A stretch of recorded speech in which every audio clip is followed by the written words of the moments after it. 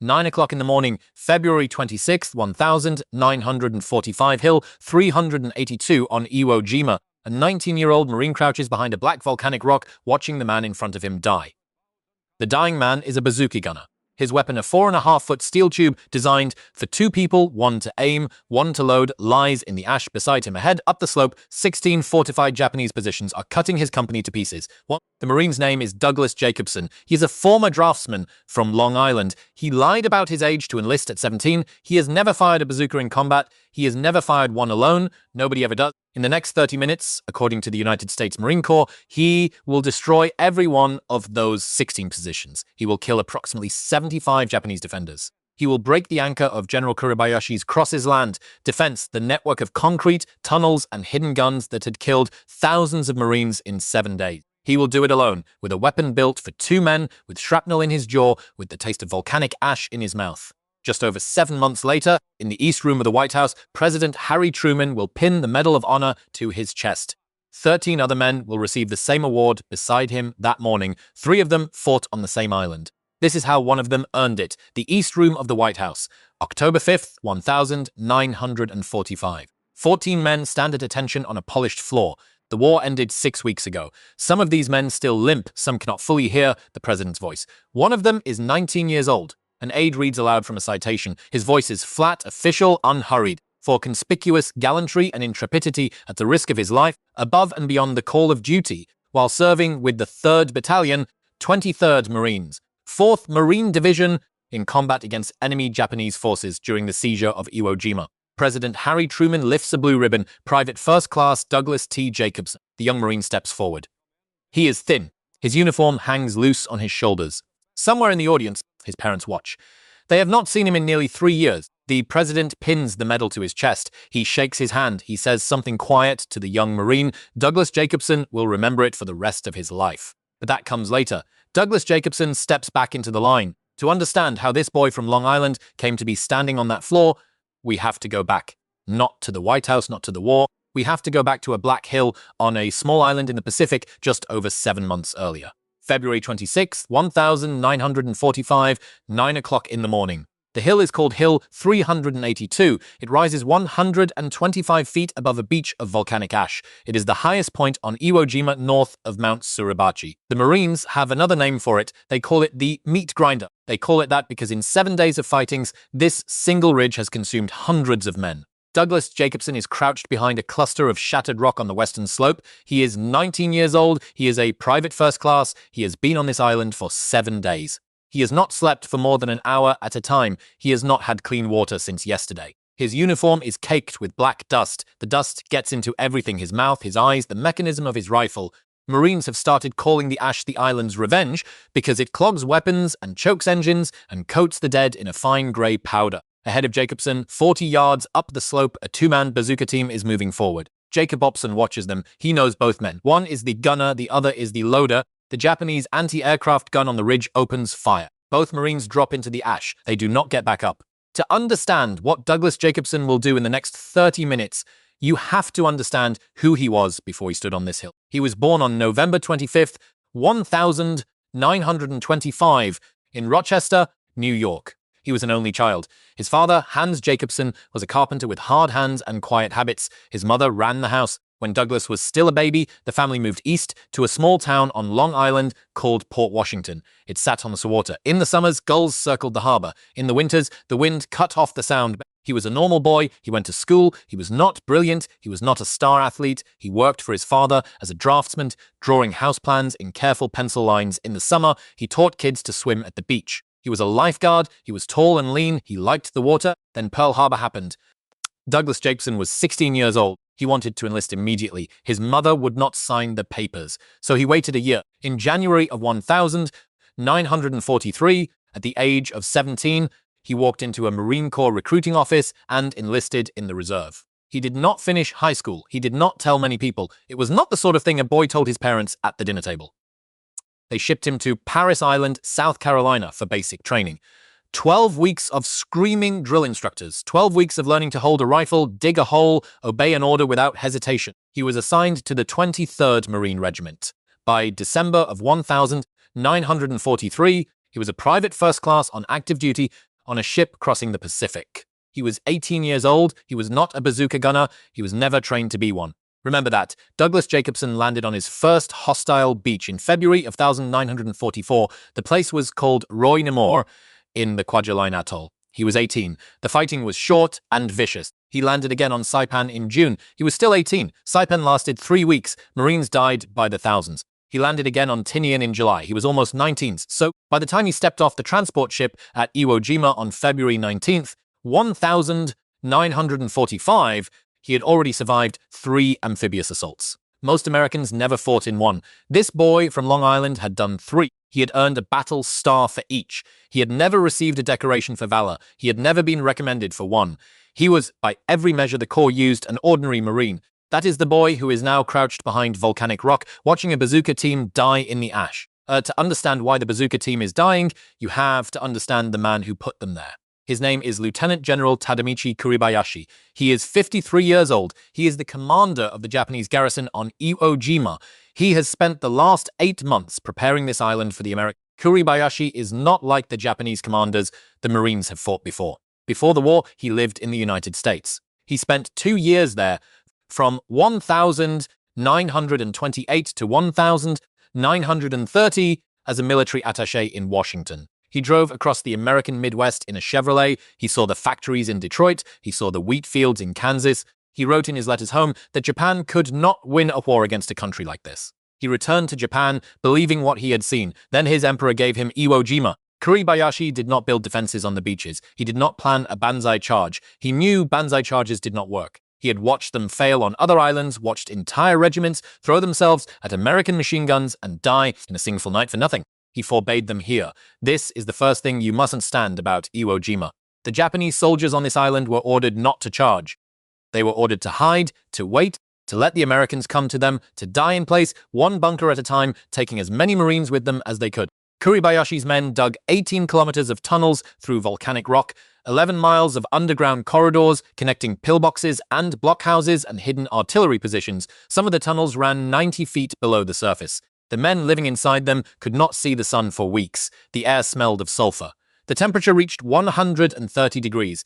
Kuribayashi wrote a final letter to his wife before the invasion. He told her he did not expect to come home. The Americans did not know any of this. American intelligence estimated that Iwo Jima would fall in 5 days. They estimated the Japanese garrison at 14,000 men. They estimated that the pre-invasion bombardment, the longest naval bombardment of the war, 3 days of shelling from battleships and cruisers and destroyers would destroy most of the Japanese defenses before the Marines ever stepped onto the beach. They were wrong about all of it. The garrison was over 20,000 men. The bombardment destroyed almost nothing, and the island would take not 5 days, it would take 36. On February 19th, 1945, at 9 o'clock in the morning, the first wave of Marines waded ashore. 30,000 men landed on the first day. Douglas Jacobson was among them. His unit landed on a stretch coast the planners called Yellow Beach. They expected light resistance for the first few hundred yards. They walked into a killing field. The Japanese guns opened fire from positions the Marines could not see. Mortar rounds fell in patterns that were not accidents. The volcanic ash was so soft that men sank to their ankles trying to run. Tanks bogged down, vehicles stalled. The dead began to collect in the surf. By the end of the first day, over 2,000 Marines were dead or wounded. By the end of the 7th day, the 23rd Marines Jacobson's regiment had lost nearly half of their strength. The 4th Marine Division was bleeding out, and the anchor of the Japanese defense, the ridge that dominated the northern half of the island, the ridge every Marine assault had failed to take, was still standing. Hill 382, the meat grinder. Which brings us back to 9 o'clock in the morning on February 26th. Douglas Jacobson's Company I, 3rd Battalion, 23rd Marines, has been ordered to take Hill 382. 2 other companies have tried in the previous days.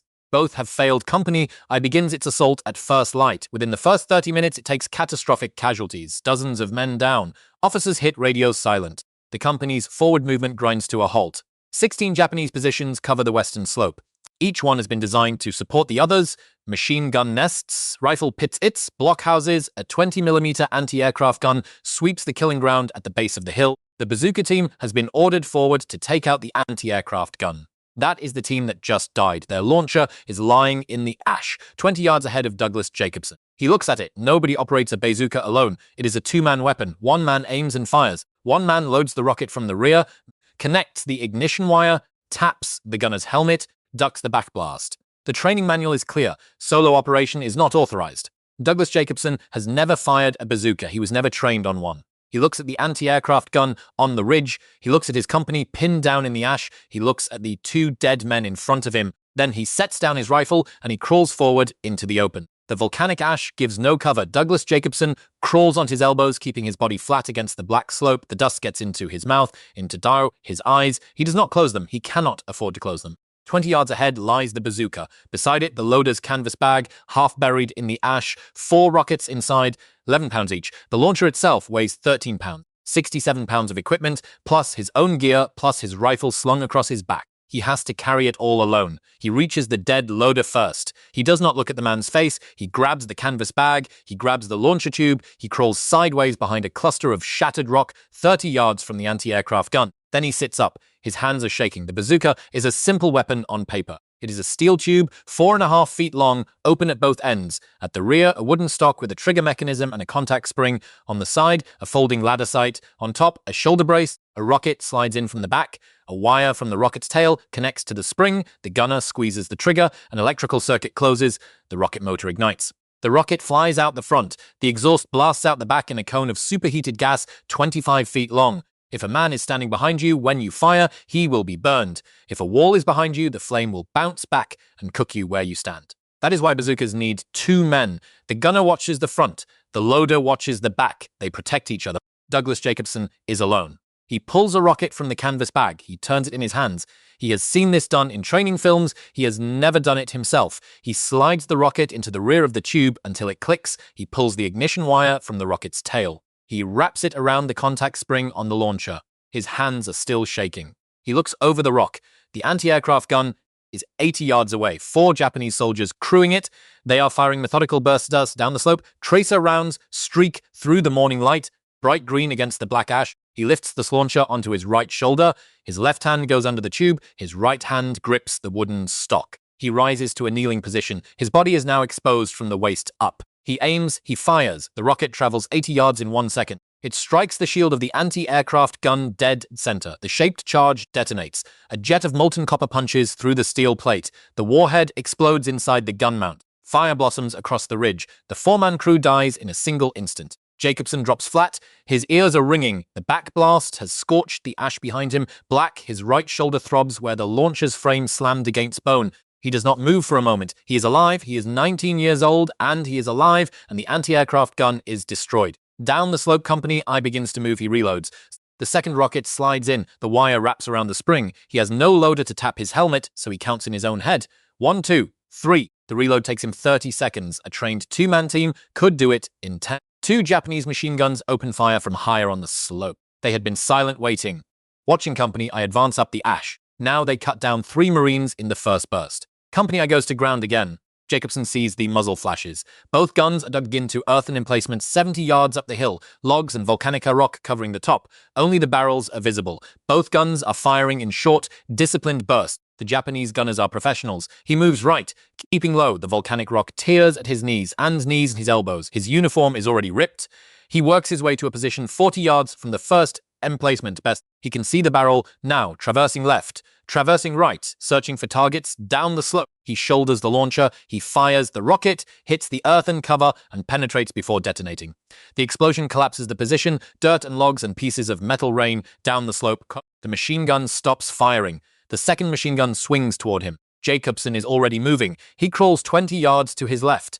Bullets tear through the space where he had been kneeling. He can hear them clipping the rocks above his head, whining off into the sky. The second gun crew is hunting him now. They know exactly where the bazooka is. Jacobson lies flat behind a shallow depression. He waits, he listens.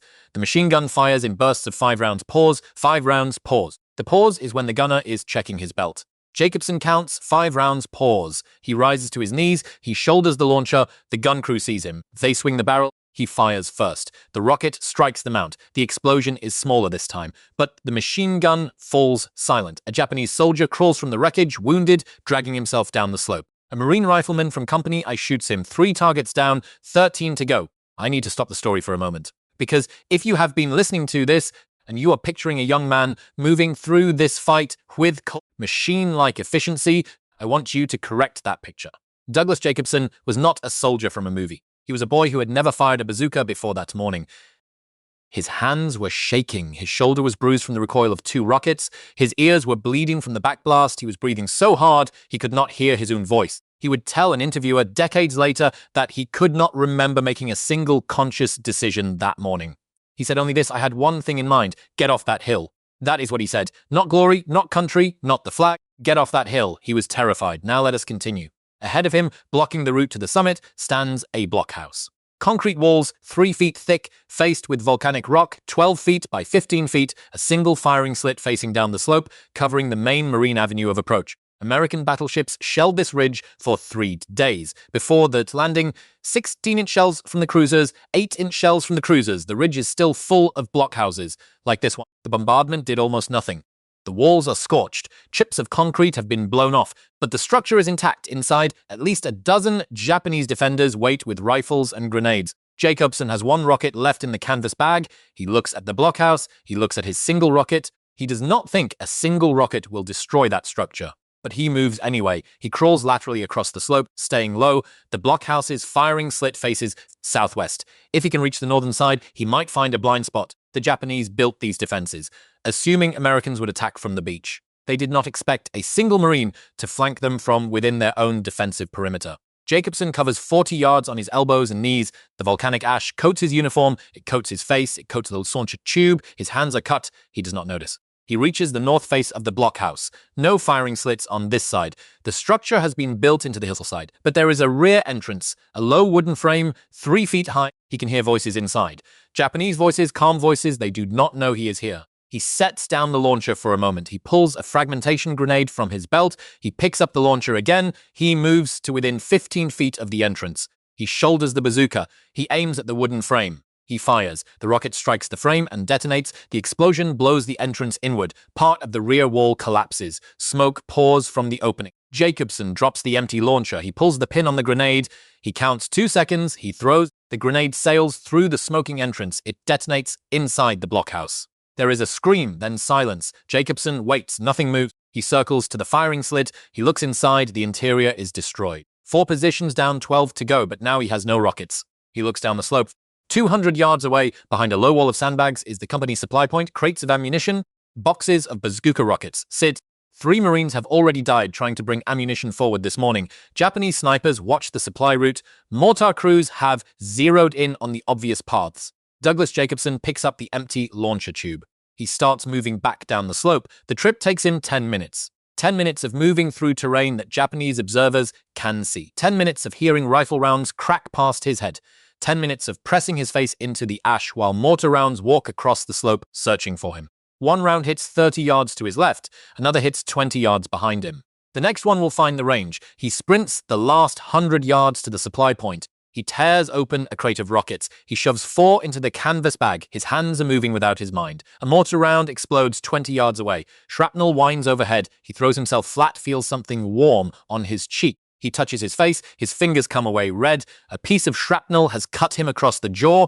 It is a shallow wound. He will not know until later that this is the wound that will earn him the Purple Heart. He does not stop to look at it. He picks up the launcher. He picks up the bag. He runs back up the slope. He returns to a hill that is still killing his company. Higher up the ridge, a second pillbox has opened fire, smaller than the blockhouse, 5-man crew, heavy machine gun, positioned to cover the eastern approach. 90 yards uphill from Jacobson, he loads a fresh rocket. He starts his approach. The Japanese inside have seen the blockhouse destroyed. They know what is coming. They open fire early, too early. Jacobson is still 80 yards out when the first burst kicks up ash 10 feet to his right. They are nervous. Nervous defenders make mistakes. Jacobson zigzags uphill, using the broken terrain. The pillbox gunner tracks him but fires in short bursts, trying to conserve ammunition. Each burst gives Jacobson 3 seconds to move. He covers 15 yards, then 20. The gun falls silent to reload. He dives behind a depression and shoulders the bazooka. The pillbox is 65 yards away now. The firing slit is narrow, designed to minimize exposure, but narrow slits create a problem for defenders. Limited traverse.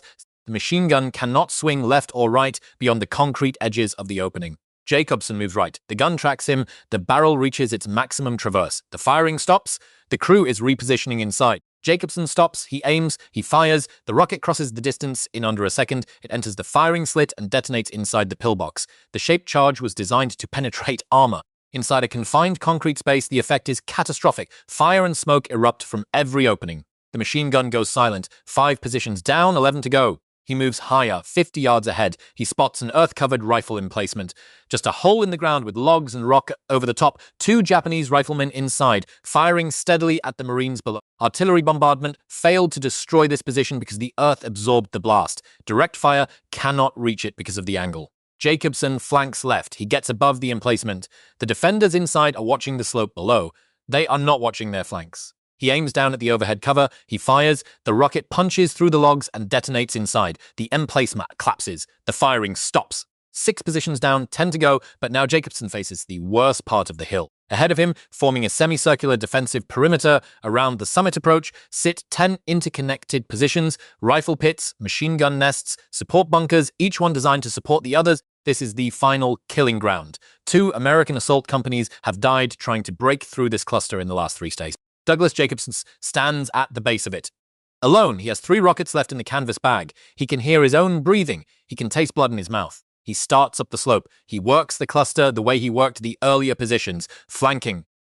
Waiting for the pause in the firing, choosing the target that is most exposed, he empties his 3 rockets into 3 positions and destroys all 3. Then he goes back down the slope for more. The mortar fire is worse now. The Japanese know he is up there. They know what he is doing. They have zeroed every possible path. He runs anyway. He grabs 4 more rockets from the supply point. He runs back up. For the next hour, he moves through the cluster. He fires, he reloads, he moves, he fires, he reloads. His shoulder is a single sheet of pain. He cannot hear anything except a high ringing. He destroys 3 more positions with rockets. He runs out of rockets. He uses grenades. He uses his rifle. He uses his pistol when the rifle runs empty. By 10:30 in the morning, 16 Japanese positions have been destroyed. Approximately 75 Japanese defenders are dead. The anchor of the Japanese defensive line on Hill 382 has been broken. Company I begins to pour through the gap he has created. Marines move up the slope in small groups, weapons ready. They use the destroyed positions as cover points. Some of them pass Douglas Jacobson as he sits behind a rock, catching his breath. They do not know what he has just done. One of them offers him a canteen. He drinks. The water tastes like copper. He does not know it yet, but he has just changed the shape of the battle for the entire eastern flank of Iwo Jima. He looks up at the ridge above him. The summit is still there, and the battle for the island is not over. By noon, Company I holds the western slope of Hill 382. By 1 o'clock, they are on the reverse side of the ridge. The hill does not fall completely that day. It will take days more of fighting. It will cost the 23rd Marines dozens more men, but the anchor of the line has been broken. The killing ground that had stopped every previous assault is now a graveyard of shattered Japanese positions, and the Marines are pouring through the gap. Douglas Jacobson walks down the slope at 2 o'clock in the afternoon. His face is black with volcanic dust and powder residue. The shrapnel cut on his jaw has stopped bleeding. His uniform is torn at the elbows and the knees. He carries the empty bazooka tube in one hand, his rifle in the other. A Navy corpsman stops him, checks him for wounds, minor cuts, bruises, severe dehydration, a shallow shrapnel gash on the jaw, no serious injuries. Someone asks him what happened up there. Jacobson does not have an answer. He would say later, when he was an older man being asked about that morning, "I don't really know. I had one thing in mind, and that was to get off that hill." That is the only answer he ever gave. The battle for Iwo Jima did not end on February 26th. It did not end when Hill 382 fell in the following days. It did not end when the eastern flank collapsed. It did not end when General Kuribayashi sent his final radio message to Tokyo in the 2nd week of March. The island was not declared secured until March 16th, 2945. 26 days after Douglas Jacobson had climbed that hill with a bazooka in his hands. By the time the fighting ended, 6,821 American Marines and sailors were dead, 19,200 were wounded. Of the 21,000 Japanese defenders on the island, only 216 surrendered. The rest died in their tunnels. General Kuribayashi died with them. His body was never officially identified. But before he died, he wrote a final letter to his family. He apologized to his wife for being a husband who could not come. He wrote about his 3 children, a son and 2 daughters, whom he would never see again. The letter reached Tokyo weeks after the island fell. 27 medals of honor were awarded for the Battle of Iwo Jima. 27, more than any other single battle in the history of the United States. Douglas Jacobson did not know he had earned one. He continued fighting on Iwo Jima until the end of the campaign. He walked off the island in March. He returned with the 4th Marine Division to Maui, where the survivors of the campaign spent the spring rebuilding. Half of the men he had trained with were dead. In August, the war ended. In September, he received orders to Marine Corps headquarters in Washington, D.C. He did not know why. The orders did not say. He was told to report to the White House on the morning of October 5th, 1945. He put on his dress uniform. He was still 19 years old. Somewhere in the audience, his parents watched. They had not seen him in nearly 3 years. 14 men were being decorated that day. Douglas Jacobson stood in the line with all of them. The names read from the citations were names he did not know. But 3 of the men beside him had also fought on Iwo Jima. One was Corporal Herschel Woodrow Williams, 22 years old, a West Virginia farm boy who had cleared Japanese pillboxes on Iwo Jima with a flamethrower for 4 straight hours alone, while his cover men were shot down around him. One was Private First Class Jacqueline Harold Lucas, 17 years old. 6 days before Douglas Jacobson climbed Hill 382, Lucas had thrown himself onto 2 Japanese grenades to save the men beside him. One detonated. The other was a dud. He lived. Somehow he lived. He was, at 17, the youngest Marine to receive the Medal of Honor in the Pacific War. And one was Lieutenant Colonel Gregory Borington, 32 years old, a Marine fighter pilot known across the country as Pappy. He had been shot down over the Pacific in January of 1944 and spent 20 months in a Japanese prison camp. The Medal of Honor being pinned to his chest that day had been recommended when he was believed dead. His countrymen had mourned him for 20 months. He was standing there to correct the record. President Harry Truman moved down the line. He was 61 years old. He had been president for less than 6 months. He shook each man's hand. He said something quiet to each of them. He pinned the medal to each man's chest. When he reached Douglas Jacobson, he looked at him for a moment. He said, "I would rather have this medal than be president." Then he pinned the ribbon. Then he moved on to the next man in the line. You would think that would be the end of the story. It is not.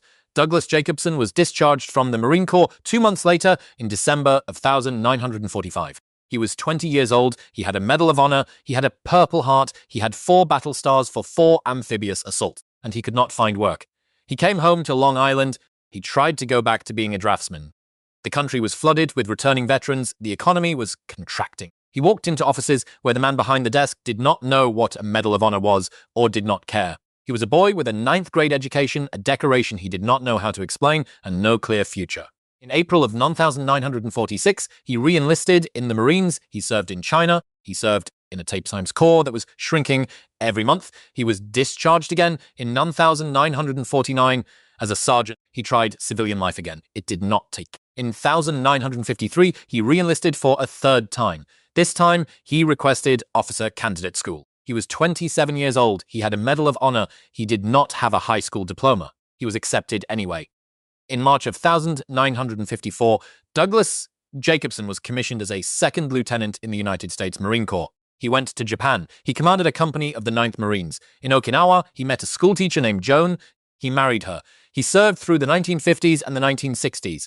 Camp Lejeune, Camp Pendleton. He was promoted to captain. He was promoted to major. And in the mid-1960s, at an age when most men from his generation were settling into quiet civilian lives, Major Douglas Jacobson deployed to Vietnam. He flew aboard Marine helicopters. He was in his 40s by then. Somewhere in the middle of that deployment, a senior officer looked at his personnel file and realized that Major Jacobson was one of the only officers in the entire Marine Corps without a high school diploma. The officer told him he should probably fix that. So Douglas Jacobson, at age 41, sat down and took the GED exam. He passed. He got his high school diploma in 1967. The same year, he retired from the Marine Corps. He had served for 24 years across 3 enlistments in 3 wars. He moved back to civilian life for the last time in 1967. He and Joan settled in New Jersey. He sold real estate. He was, by all accounts, a quiet man. He did not put the Medal of Honor on the wall. He did not tell the story at parties. When people asked him about Iwo Jima, he changed the subject. When they pressed him, he gave the same short answer he had given the corpsmen on the slope of Hill 382 at Seyssens. He had one thing in mind, getting off that hill. That was all. In 1987, he and Joan moved to Port Charlotte, Florida. He was 62 years old. He liked the warmth. He liked the water. He had liked the water since he was a lifeguard on Long Island a lifetime ago. He gave interviews sometimes in the last years of his life, local newspapers, veterans magazines, small pieces that did not travel far. He always said the same things. He said the men who died on Iwo Jima were the real heroes. He said he was just a boy who had wanted to come home. He said he did not remember most of what happened on Hill 382, that the human mind, he thought, was not built to remember something like that it protected you by taking most of it away. He said he was grateful. Douglas Thomas Jacobson died on August 20th, 2000, at his home in Port Charlotte, Florida. He was 74 years old. The cause was congestive heart failure and pneumonia. His wife Joan was at his side. He was buried at Arlington National Cemetery. The state of Florida named a veterans nursing home after him, the Douglas T. Jacobson State Veterans Nursing Home. It stands today in Port Charlotte, a mile from the house where he spent the last years of his life. It cares for old men who fought in wars. Some of them fought in Vietnam, some of them fought in Korea.